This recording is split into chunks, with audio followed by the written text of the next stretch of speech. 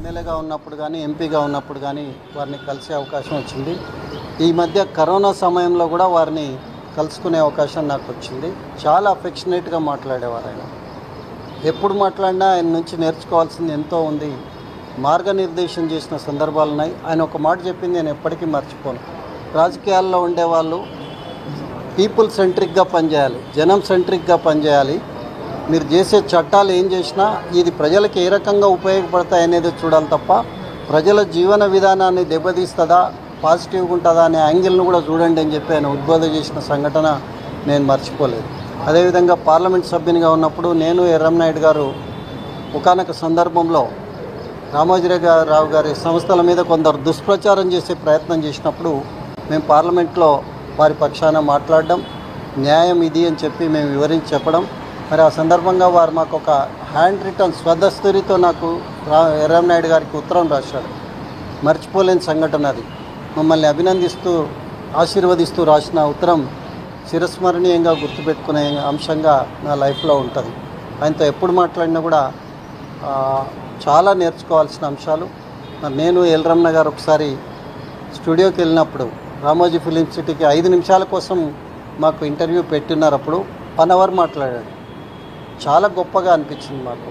ఎక్కడ కనిపించినా ఫంక్షన్స్లో ఉన్నా దూరంగా ఉన్న దగ్గరికి పిలిచి ప్యాట్ చేసే గొప్ప మనసు అయినది. రామోజీరావు గారు లేని లోటు ఎవరు తీర్చలేరు. లెజెండ్ ఆయన.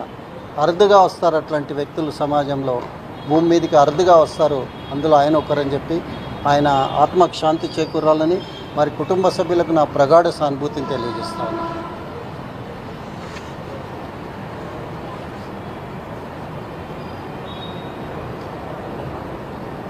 రామోజీరావు గారి మరణం చాలా బాధాకరమైన విషయం. ఇది ఒక తెలుగు వ్యక్తిగానే కాకుండా తెలుగు జాతికి అంతటికి కూడా ఒక విషాద సమయంగా భావిస్తున్నాం. ఎందుకంటే అంచెలంచెలుగా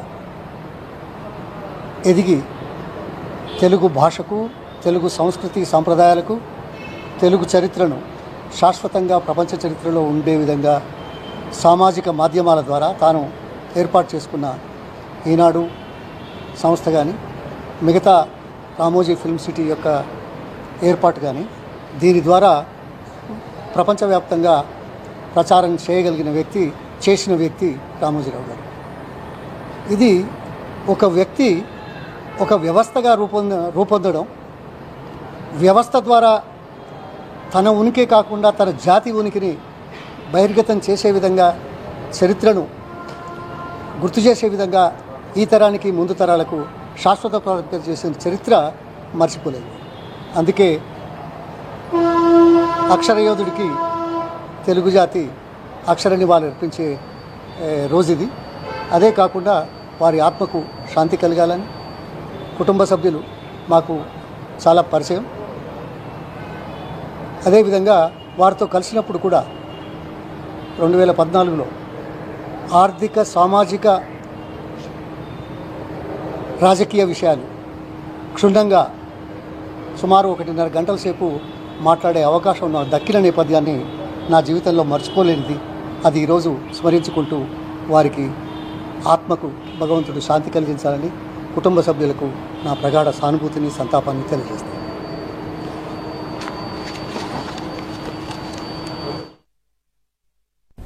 రామోజీరావు గారిది మరణం అని నేను అనుకోవట్లేదండి. ఆయనది నిర్యాణం. అన్ని రంగాల్లో అన్ని ఇన్స్టిట్యూషన్స్ ఎస్టాబ్లిష్ చేసి, అంటే ఏదో ఒక ఇన్స్టిట్యూషన్ ఎస్టాబ్లిష్ చేయడం కాదు, దాంట్లో ఉన్న విధి విధానాలు కానీ పని విధానాలు కానీ కొత్త ఇన్నోవేషన్స్ తీసుకొచ్చి ఏ రంగంలో అడుగుపెట్టినా దాన్ని శిఖరాలకు తీసుకెళ్ళింది ఒక్క వ్యక్తి అండి.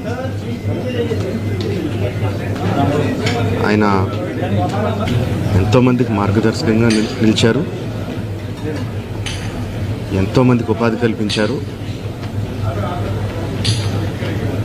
అలాంటి వ్యక్తికి the way we can pay tribute to him is by conferring Bharat Ratna. ఆయనకి డెఫినెట్గా ఇవ్వాలి.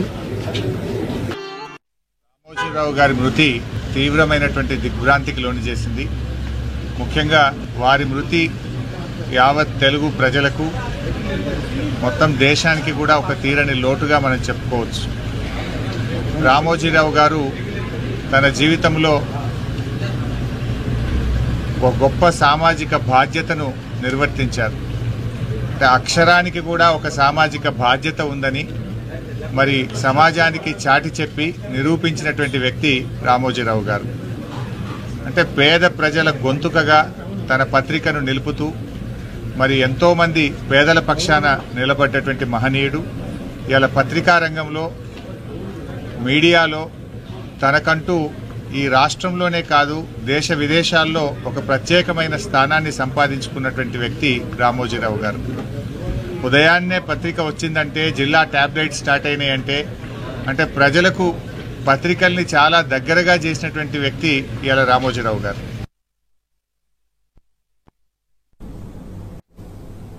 ఆలోచనలు ప్రజల్లోనూ రానున్న తరాల్లో కూడా అదే రకంగానే ముందుకెళ్తాయని, నేను ఒక ఇన్స్పిరేషన్ లానే రాబోయే తరాలన్నీ తీసుకొని ఒక మంచి సమాజ స్థాపనలో ఖచ్చితంగా వాళ్ళంతా కూడా ఇతను ఇన్స్పిరేషన్గా పెట్టుకోగలుగుతారు రామోజీరావు గారిని. మనం ఇక్కడ షూటింగ్ చేస్తామన్నమాట. వెళ్తుంటే కర్టెన్ ఓపెన్ ఉంటుంది. మార్నింగ్ కరెక్ట్గా 10 o'clock ఓపెన్ ఉండేది. అప్పుడు అడిగేదాన్ని నేను, సార్ ఎలా సార్ అంత టైంకి వస్తారు, ఇంత వర్క్ చేస్తారు ఈ వయసులో అంటే, నాకు ఇష్టమైందే వర్క్ చేయడం అమ్మా, క్షమించాలి అని చెప్పేవాళ్ళు. అది కాకుండా ఆయన చాలా గొప్ప మనిషి అండి. అంటే మానవత్వం ఉన్న మనిషి. అంటే మన ఏ చిన్న స్థాయిలో ఉన్నా కూడా కష్టపడి పనిచేసేవాళ్ళంటే ఆయనకి చాలా ఇష్టం అనమాట. సో వాళ్ళని గౌరవించి వాళ్ళు ఏ స్థాయిని చూడకుండా వాళ్ళని వాళ్ళ ఫ్యామిలీ దాకా ఫీల్ అయ్యేవాళ్ళు అనమాట. అలా ఉన్నారు కాబట్టి నేను ఇప్పుడు దాకా కూడా ఇలా ఈటీవీలో వర్క్ చేసుకుంటూ ఉన్నాను ఇప్పుడు దాకా. సో ఈరోజు నాకు ఆ మాట వినగానే చాలా షాక్ అయిందండి. కానీ ఇంకో విషయం చెప్పాలి మీ అందరికీ. ఏంటంటే ఆయన ఒకటే చెప్పారు, ఏది ఉన్నా షూటింగ్ ఆగకూడదు, ఎక్కడ వర్క్ ఆగకూడదు, అందరూ క్షమించాలి అని చెప్పేవాళ్ళు. ఈరోజు కూడా బయట వాళ్ళంతా షూటింగ్ క్యాన్సిల్ చేశారు, కానీ మాకు ఇన్ హౌస్లో షూటింగ్ ఉందండి. ఈ బాధలో కూడా వెళ్ళి మన కృషి మనం చేయాలి అనేది ఆయన చెప్పిన ఒక ఇన్స్పిరేషన్గా తీసుకొని ఈరోజు నేను షూటింగ్ వెళ్తున్నాను.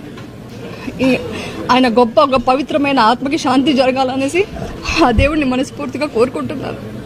Thank you.